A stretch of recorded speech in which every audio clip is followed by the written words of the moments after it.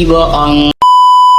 Aku hanya memikirkan satu peraturan penting. Kenapa kau lakukan hari ini kalau kau bisa melakukannya besok? Hahaha. Few moments later.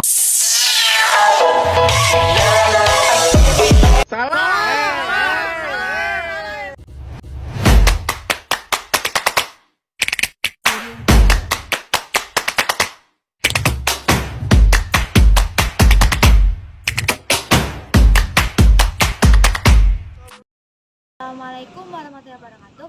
Shalom, Om Swastiastu, Namo Buddhaya, Salam Kebajikan. Perkenalkan, nama saya Nafra Sadiari dengan MPM D1A024016. Kali ini saya akan memaparkan materi Bahasa Indonesia dengan dosen pengampu Bapak Darmansyah. Untuk materi yang pertama yaitu hakikat bahasa Indonesia. Yang pertama, bahasa Indonesia adalah bahasa resmi dan bahasa persatuan bangsa Indonesia. Yang kedua, bahasa Indonesia adalah salah satu dari banyak varietas bahasa Melayu. Ketiga, bahasa Indonesia diresmikan sebagai bahasa nasional setelah proklamasi kemerdekaan Indonesia pada tanggal 18 Agustus 1945. Keempat, bahasa Indonesia berfungsi sebagai bahasa komunikasi kedua bagi sebagai warga negara Indonesia karena sebagian besar warga Indonesia menggunakan salah satu dari 748 bahasa daerah yang ada di Indonesia sebagai bahasa ibu.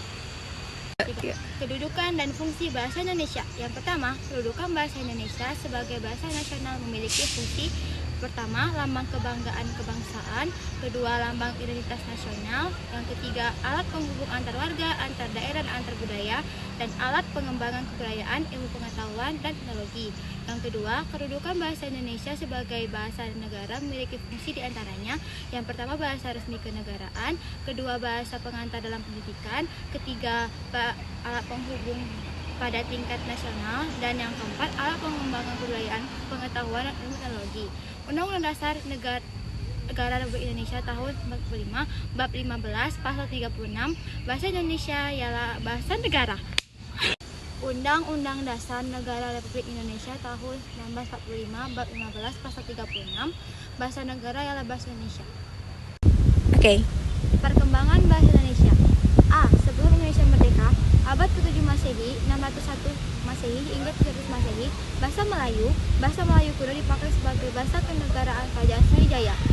Pada tanggal 28 Oktober 1918, Kongres Pemuda II di Jakarta, pemuda berikrar dalam Sumpah Pemuda. Pada tanggal 1938, Kongres Bahasa Indonesia yang pertama di Solo disarankan agar ejaan Indonesia lebih banyak diinternasionalkan. B. Sesudah Indonesia merdeka. Undang-Undang Dasar Negara Republik Indonesia tahun 1945, bab 15, pasal 36, bahasa negara ialah bahasa Indonesia.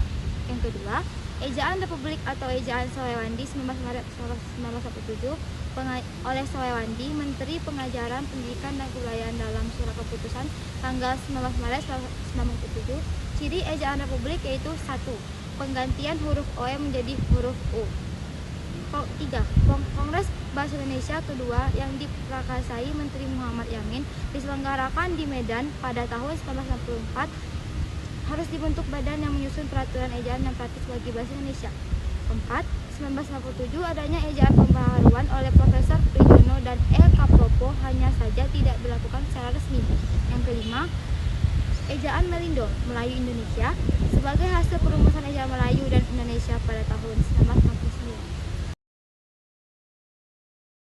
Yang kedua yaitu pengertian sikap bahasa atau language attitude. Yang pertama, sikap bahasa yaitu posisi mental atau perasaan terhadap bahasa sendiri atau bahasa orang lain. Yang kedua, sikap bahasa atau language attitude adalah peristiwa kejiwaan dan merupakan bagian dari sikap attitude pada umumnya. Sikap berbahasa merupakan reaksi penilaian terhadap bahasa tertentu. Yang ketiga, sikap bahasa dari seorang pemakai bahasa atau masyarakat. Bahasa baik yang wibahasawan maupun yang multibahasawan akan berwujud berupa perasaan bangga atau mengejek, menolak atau sekaligus menerima suatu bahasa tertentu atau masyarakat pemakai bahasa tertentu, baik terhadap bahasa yang dikuasai oleh setiap individu maupun oleh anggota masyarakat. Yang ketiga adalah materi tentang teks dalam kehidupan akademik untuk penanaman nilai dan hakikat bahasa Indonesia sebagai penghalang ilmu pengetahuan. Yang pertama itu ada prosa. 1. Prosa fiksi. Contohnya adalah novel, cerpen, dongeng, legenda, fabel, mitos, dan lain-lain. Yang kedua itu ada prosa non fiksi atau tulisan akademik atau karya tulis ilmiah. Yaitu ada yang pertama hasil kajian pustaka, yaitu makalah, artikel ilmiah populer, berita, biografi, buku teks, buku ajar, modul, buku panduan, praktikum, dan lain-lain. Yang kedua itu ada hasil dari proses penelitian, ada laporan hasil penelitian, skripsi, tesis, serta artikel, disertasi, artikel, jurnal, makalah, hasil penelitian, dan buku referensi dan monograf.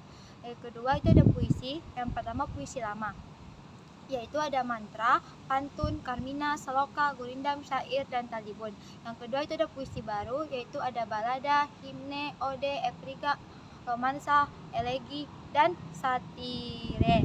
Yang ketiga ada drama, yaitu ada tragedi, komedi, opera, melodrama, farse, tablo, sendratari, dan lain-lain. Yang itu A. Pengertian tulisan akademik, yaitu adalah jenis tulisan yang mengkaji suatu permasalahan yang dilakukan melalui proses penelitian atau proses kajian pustaka dengan menggunakan bahasa baku dan metode ilmiah atau saintifik yang dapat diterima dan digunakan dalam lingkungan akademik. Yang kedua itu ada bentuk tulisan ilmiah. 1. Hasil kajian pustaka, makalah, artikel ilmiah, populer, berita, biografi, buku teks, buku ajar, modul, buku panduan, praktikum, dan lain-lain. Yang kedua ada hasil dari proses penelitian, yaitu ada laporan hasil penelitian, skripsi, tesis, disertasi, artikel, jurnal, makalah, penelitian, dan buku referensi dan monograf. C. Sistematika tulisan ilmiah. Yang pertama ada hasil kajian pustaka, itu ada halaman judul, abstrak, kata pengantar, daftar isi, pendahuluan, landasan, teori, metode penulisan, pembahasan, simpulan, dan saran, dan daftar pustaka. Yang kedua ada hasil dari proses penelitian. Yang pertama halaman judul, abstrak, kata pengantar, daftar isi, pendahuluan, landasan teori, metode penelitian, hasil penelitian, dan lain-lain. Untuk materi yang keempat yaitu menjelajahi dunia pustaka dari berbagai sumber referensi digital. Yang pertama itu ada jenis-jenis Mendeley. Yang pertama ada Mendeley Desktop. 1. Mendeley Desktop mulai tahun. Kedua, diinstal pada desktop Windows atau MacOS. Yang ketiga, file PDF pada Mendeley Desktop berada di lokasi hard disk masing-masing pengguna sehingga bekerja secara offline. Yang keempat, membuat citasi dan daftar pustaka atau ilografi. Yang kedua adalah Mendeley Web, yaitu 1. Platform Mendeley berbasis web service. Yang kedua, Mendeley Web bisa mengedit profil, mengolah referensi yang telah kita koleksi dan membaginya dengan kolagen melalui Mendeley Group. Dan yang ketiga, mengetahui informasi statistik, misalnya popularitas suatu referensi. Yang terakhir itu ada Mendeley Referensi Manager. Yang pertama Mendeley Referensi Manager yang telah dirilis sejak 2019. Yang kedua, kebutuhan koneksi internet sejak login dan fasilitas mirip dengan Mendeley Web. Untuk materi yang kelima yaitu presentasi ilmiah.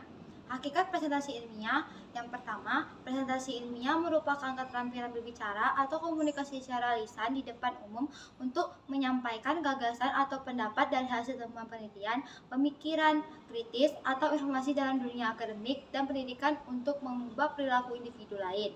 Yang kedua, berdasarkan pengertian di atas, terdapat 3 komponen dasar dari sebuah komunikasi, yakni pemberi pesan atau komunikator, media yang digunakan, dan penerima pesan atau audiens. Yang ketiga, presentasi yang hebat terjadi apabila audiens memahami pesan yang disampaikan oleh komunikator melalui pemilihan media yang tepat sehingga audiens terinspirasi untuk menentukan atau memilih langkah terbaik. Yang keempat, presentasi yang luar biasa terjadi apabila audiens dapat merubah keyakinan atas pengaruh komunikator melalui media yang ditampilkan. Dan yang kelima, presentasi yang buruk terjadi apabila komunikator tidak mampu menjelaskan pesan, hanya dimengerti diri sendiri dan tidak mengoptimalkan media yang dipergunakan sehingga audiens tidak paham terhadap pesan yang diterimanya. Komponen presentasi ilmiah yaitu ada media, audiens, dan komunikator.